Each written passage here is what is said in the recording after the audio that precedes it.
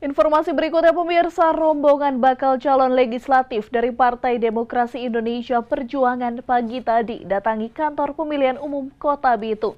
Terpantau para simpatisan bakal calon hingga pimpinan DPC PDIP Bitung berjalan kaki menuju kantor KPU. Dipimpin langsung Ketua DPC PDIP Bitung Maurits Mantiri, PDIP Kota Bitung berangkat daftarkan bakal calon legislatif tingkat kota ke KPU Bitung. Hal unik nampak dilakukan partai berlogo banteng ini.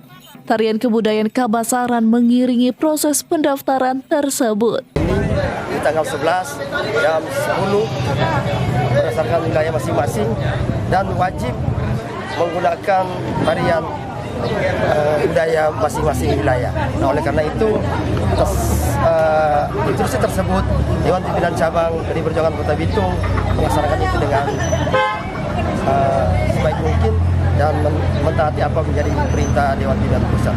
Sejauh 1 kilometer dari kantor DPC terpantau rombongan jalan kaki menuju kantor KPU. Ya biasa harus dibiasakan cara hidup yang demikian.